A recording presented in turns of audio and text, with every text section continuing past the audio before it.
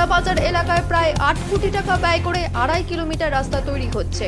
রাস্তা 2টি লেন তৈরি করে ওই এলাকাকে উন্নত যোগাযোগ মাধ্যমের আওতায় আনা হচ্ছে। আর পুরো পরিকল্পনা আসানসোল দুর্গাপুর উন্নয়ন পর্ষদের।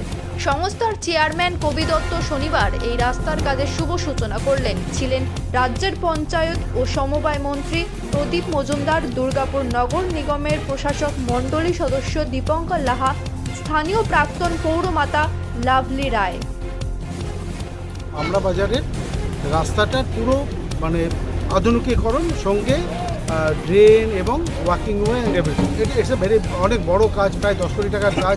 পরবর্তীকালে এটা হয়তো আরও বেড়েও যেতে পারে এবং আমি খুব কনফিডেন্ট এই রাস্তাটা হলে পুরো যদি সব কিছু ঠিকমতো হয় তো ওইখানকার পরিবেশটাও পাল্টে যাবে, অনেক আধুনিক হবে, যেটা আজকের দিনের দরকার।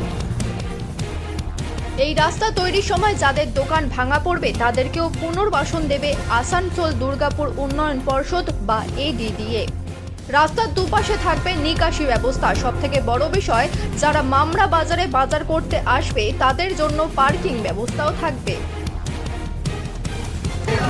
মামরা বাজারে যে রাস্তা সম্প্রসারণের কাজ ছিল সেটাই আজকে শুভ সূচনা হলো। আমাদের কিছু ব্যবসায়ীর সাময়িক কিছু দিনের একটু অসুবিধা হচ্ছে, আমরা আলোচনার মাধ্যমে সেটা ঠিক করে নিয়ে করেছি এবং আমাদের ADDA-র চেয়ারম্যান কবি দত্ত সাহেব কথাও দিয়েছেন যে ভাই তোমাদের যেটুকু ক্ষয়ক্ষতি হয়ে যাচ্ছে সেটুকুর জন্য আমরা দুঃখিত, কিন্তু যদি একদম কারোর দোকান চলে যায় তাদের জন্য যাতে আগামী দিনে পুনর্বাসনের ব্যবস্থা করে দেওয়া যায়, এটা আমাদের একটা দাবি ছিল। উনি সেটা বলেছেন যে আমরা একদম মানবিকভাবে ভেবে এই বিষয়টা দেখছি এবং আমরা তার ব্যবস্থা করব। এরপরে যা হয়ে আছে এ তো বিগত 50-60 বছর ধরে এইভাবেই চলছিলাম আমরা। বর্ষার সময় রাস্তা না ড্রেন বোঝা যায় না।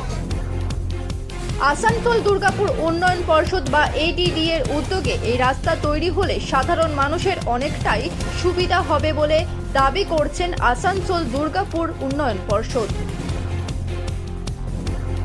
দুর্গাপুর থেকে অনুরাধা সেনগুপ্তের রিপোর্ট, 30 খবর।